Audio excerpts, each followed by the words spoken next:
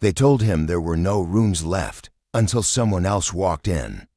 What they didn't know was that the man they rejected wasn't just any traveler. He was a billionaire, ready to change everything. It was a stormy night in Naples, Florida. The rain fell in relentless sheets, creating a shimmering glow on the streets under the soft orange of streetlights. Charles Rivers, a man of quiet authority, pulled his sleek black SUV into the driveway of the Grand Horizon Hotel. The towering building loomed above, its facade glittering with golden lights. For many, it was a symbol of luxury and exclusivity, a place where dreams met opulence. But tonight, Charles wasn't seeking grandeur. He was seeking shelter from the storm. He stepped out of the vehicle, the rain immediately soaking his tailored navy suit. He didn't seem to care.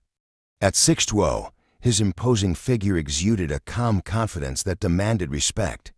He adjusted his cufflinks and walked briskly into the lobby. The faint aroma of fresh lilac mixed with the rich scent of brewing coffee greeted him as he entered. The warm light from crystal chandeliers cast a welcoming glow, or so it seemed. Charles approached the front desk, where a young receptionist named Evan sat typing on his computer. Evan, barely in his 20s, glanced up briefly before returning to his screen. His expression was dismissive. "Good evening," Charles began, his deep voice polite yet firm. "I'd like to book a room for the night. My flight was delayed, and I'll need a place to stay before catching the next one." Evan barely looked up. His fingers continued to clack on the keyboard. "Sorry, sir, we're fully booked."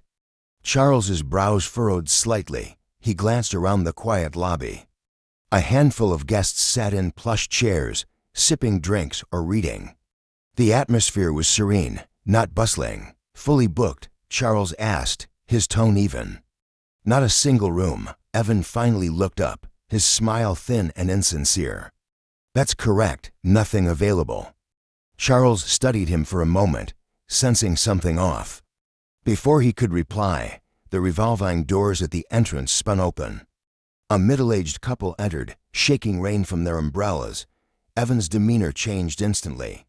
His dismissive attitude vanished, replaced by a wide, welcoming smile. "Welcome to the Grand Horizon Hotel," Evan said cheerfully. "Do you have a reservation?" The couple shook their heads. Evan's smile grew brighter. "Not a problem. Let me check for availability." Charles watched silently as Evan typed on his computer. Moments later, he handed the couple a key card.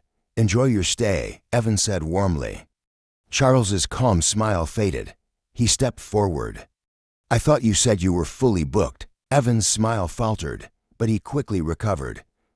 Well, I meant we don't have anything that suits your needs." Charles's piercing gaze held Evan's for a moment. He knew exactly what was happening. This wasn't about availability, it was about perception. But Charles didn't react with anger.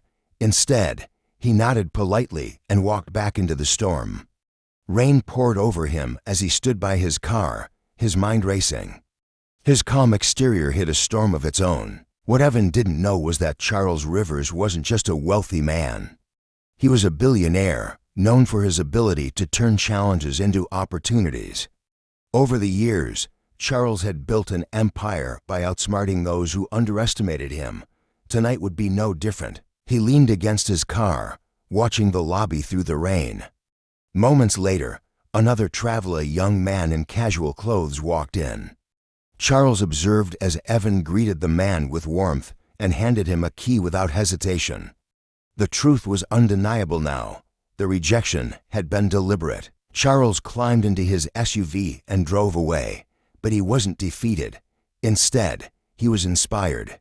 He stopped at a small diner down the road, its neon sign flickering in the rain. Sitting in a corner booth, he pulled out his laptop. He had heard rumors that the Grand Horizon Hotel was struggling financially.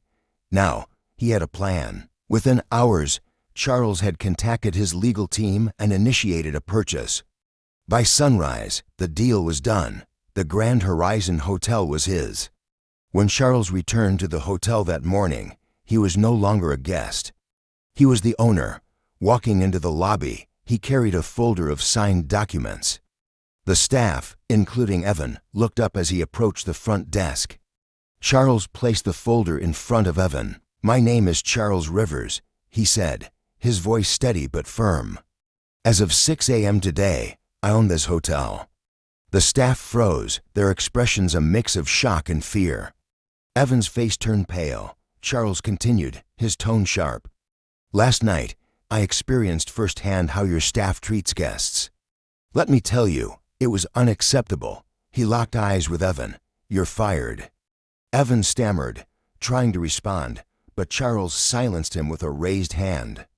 "Pack your things and leave immediately." Turning to the rest of the staff, Charles's tone softened slightly. "This hotel is entering a new chapter. From now on, every guest will be treated with respect and dignity. If you're unwilling to adapt, you can leave too." The staff exchanged nervous glances. Charles continued, "Mistakes happen, but growth is possible.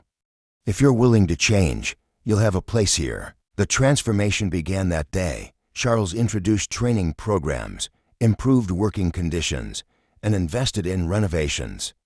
He implemented strict policies to ensure every guest felt welcome, regardless of their background. The community took notice. Word spread quickly about the hotel's new owner and its remarkable turnaround. Former guests returned, eager to see the changes, and new visitors praised the warm and inclusive atmosphere. Months later, the Grand Horizon Hotel had become a symbol of excellence and fairness. Its reputation soared, and it became a beacon for travelers seeking not just luxury, but respect. One evening, Charles stood in the newly renovated lobby, sipping coffee as sunlight streamed through the windows. A guest approached him and said, "What you've done here is inspiring. Thank you." Charles smiled. "This place is for everyone now." That's how it should have always been. The Grand Horizon Hotel was no longer just a building. It was a testament to the power of integrity and the courage to act. If you enjoyed this story, don't forget to subscribe to Unfolded Tales Explained and press the bell icon so you never miss another tale.